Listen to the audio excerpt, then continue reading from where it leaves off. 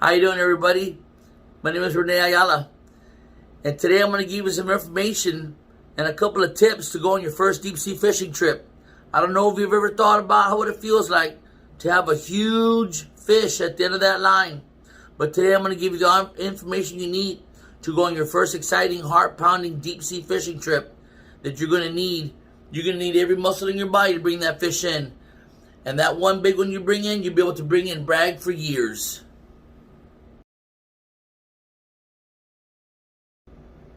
Hello, we're back. Fishing, deep sea fishing. I got most of my information for deep sea fishing from www.fishingbooker.com. There's where you're going to help find the right charter, the right location, and the right amount of time. Going deep sea fishing requires quite a few things, and I'm going to go down the list one by one. Because when I'm done and we're done talking, you're going to go out there fishing, and they're going to think you've been there before. So what we're going to do first and foremost, is we're going to go get that fishing license. And normally when I go get my fishing license, I go down there and check out the tackle, look at some fishing lines, fishing nets, and all these kind of things. But when you go on the deep sea fishing charter, you don't need any of that stuff. It all comes with the tour. It's all included. The bait, the rod, the hooks, you got it all. So the most important thing here is keep your composure, and let's get the kind of things that we need to protect ourselves with while we're at that store. I'm not going to say no stores by name, but sometimes they got a pretty good price on stuff like sunscreen, the right gear, a hat, maybe a jacket, maybe a cold weather jacket, maybe something for the fresh morning. Then it's going to get hot in the afternoon. The right shoes. You don't want to slip in the fall. So we're going to get all these type of things. That's one of the first things we're going to do. And that might be the number one thing on our list. That's the first thing on our list right there, getting prepared.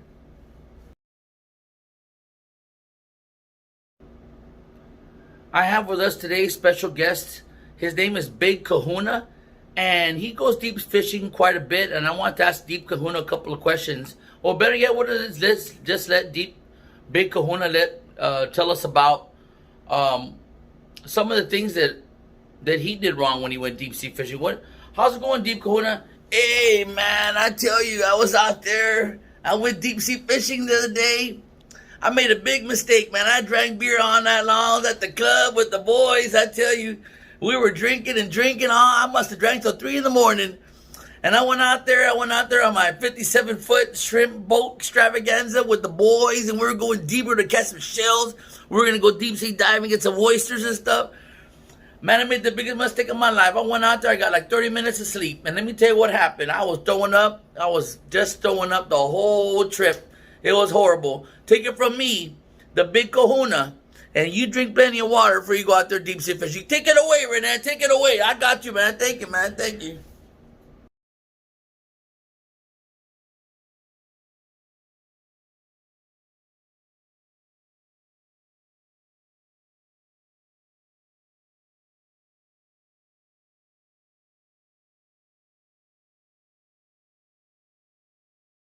Okay, so we've covered a few tips. Go to bed early, drink a lot of water, eat some food, get your fishing license. A lot of tips, a lot of things we gotta know, right? Not hard to understand that when you're out there in the deep water, it's between you and the forces of nature. So by all means, yes, have a full stomach of food. Have a bottle of water ready. Have some beers in your ice chest. I'm just kidding. Am I allowed to say that? Have some food in your ice chest. Have some food, sandwiches, chips. Be ready. Be prepared. Because the sun, the elements are very strong. But if you're prepared with my tips, you'll be fine. Of course, we're looking at www.fishingbooker.com. We're going to make sure that all our tips are accurate. But I'm going to have another word with one of our special guests that I just caught out there at the docks. He just came in from some fishing. So let's see what he's got to say today.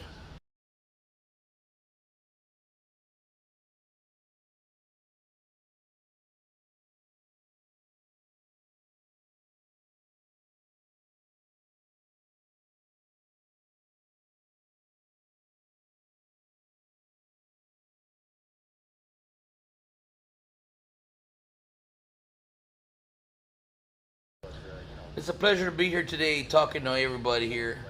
I just got off the boat right now. My skiff was out there for at least 10 hours. I saw the sun. I saw sailfish, sharks, whales. I saw it all. But I'll tell you right now, I've been fishing in the Gulf of Mexico all my life. It's one of the best places and the best destinations on the planet to catch saltwater, gigantic monsters. Whether it's pier fishing or offshore fishing, there are many great species of fish waiting to attack your line. I guarantee you that. I got bait fishing's also really good, but I tell you what, my refrigerator's full of fish. I got fillets for days. You know what I'm saying? I'll tell you right now, before you go out there, don't waste no time. Go to TexasGuideFishing.com and look at offshore fishing in the Gulf of Mexico, and you're gonna find out what I'm saying is the truth. I'm rock and roll James Rudabaugh.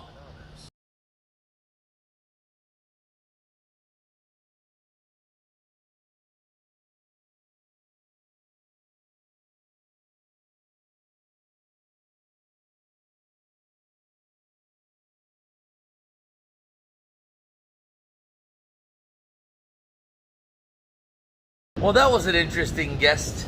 Before I say goodbye to you guys today, and I end my informational video about deep sea fishing, I would like to mention that you never want something good to end. No one ever does. We want it to last forever. And I guarantee you, when they say poles up, poles in, you're already dreading the moment you walk on the land. I don't know about you, but that's how I feel. And I tell you, that drive back is reminiscing. You know, you're driving back on that water. It takes hours. You're looking around. You're putting your life together. It's very meditative, the trip. You know, I gotta admit, the fishing trip's a little bit more than just catching some fish for the fridge or just catching some fish for your stomach. I have to admit that going out there is a little bit relaxing. Maybe it does a little bit something for your daily experience. But when you get back to shore, the fishing ain't done yet. Remember, we got to obey all these Texas laws. They're going to measure your fish. They probably wanted to keep them to begin with if they're not big enough or off limits or not allowable. But when you get back, the fishing trip ain't done yet. It's time to take some pictures with the family. You know, you got to get the guys to fillet them. You can take them to the restaurant. They'll fillet them for you. What can I say? It's going to be a great day. But if you do take those fish home, I recommend you check out saltchef.com. and you can check out the best menu for your fish. It's been nice talking to you. See you soon.